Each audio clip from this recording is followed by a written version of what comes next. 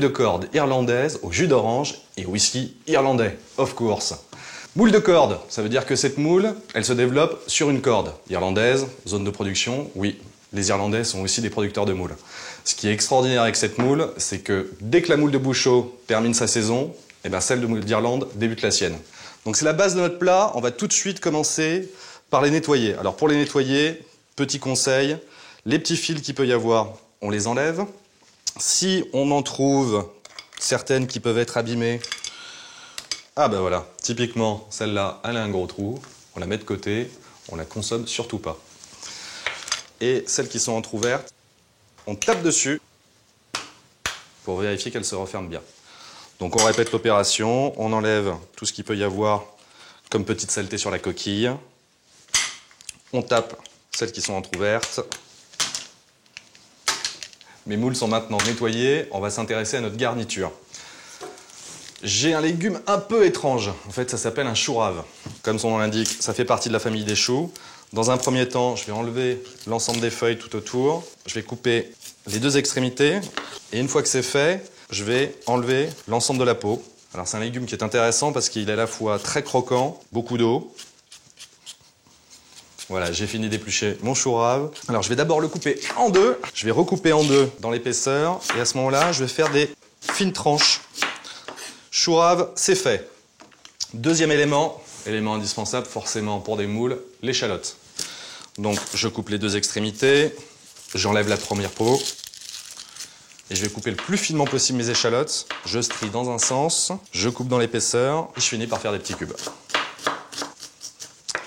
Le troisième élément, ça va être notre orange, qu'on va prélever les suprêmes. Qu'est-ce que ça veut dire prélever des suprêmes d'une orange? Dans un premier temps, j'ai coupé les deux extrémités de mon orange. Ensuite, avec le couteau, je vais enlever la peau en suivant finalement la courbe de mon orange. Je répète l'opération tout autour. Bon, et là, le but du jeu, en fait, c'est de positionner le couteau en parallèle des membranes qui séparent mes différents quartiers. Donc, je positionne, je vais jusqu'au bout, je vais de l'autre côté de la membrane et je fais tomber mon suprême. Et surtout, je garde ce qui me reste d'orange parce qu'en fait, c'est plein de jus. En cuisine, on ne jette rien, tout se réutilise. On passe à la cuisson. J'allume ma plaque. Un peu d'huile au fond de ma casserole. Je peux tout de suite mettre mon échalote. Je mélange bien et je fais chauffer. Là, ma casserole est bien chaude. Je vais rajouter le whisky et on flambe. Dès que la flamme s'éteint, eh ben ça y est, on a fini et on n'a plus du tout d'alcool. Donc je peux rajouter maintenant mon jus d'orange. Je récupère l'orange qui m'a servi à prélever les suprêmes. Bon, comme il m'en faut à peu près la même quantité que le whisky, on va pouvoir rajouter encore un peu de jus d'orange. Et je peux mettre tout de suite mon chou rave.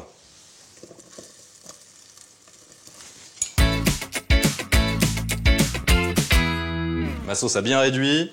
Mes choux raves sont maintenant tendres, donc c'est bon, j'ai ma base. Je reviens sur le flambage. Pour ceux qui voudraient tenter, mais prendre zéro risque, un conseil, toujours avoir à côté de vous un couvercle. Pourquoi? Parce que si vous ne maîtrisez plus votre flamme, vous couvrez, fini.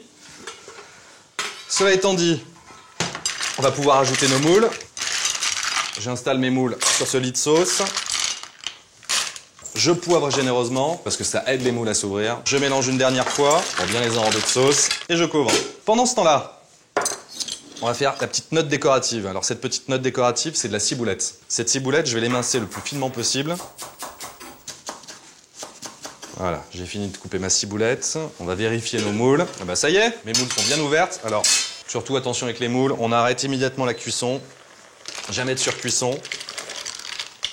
Alors en fait, ce qui est assez intéressant avec la moule d'Irlande, c'est qu'on a vraiment une teinte très orange pâle. On est vraiment très très loin de la moule de Bouchot. Je prends une bonne dose de moule au chou rave, au jus d'orange et au whisky. On décore avec quelques suprêmes. On va placer ça et là. Un peu par ici, un peu par là, un là-haut. Et la touche finale de la ciboulette. Pour accompagner tout ça, un sylvaner d'Alsace, ça sera parfait. Je me sers et santé!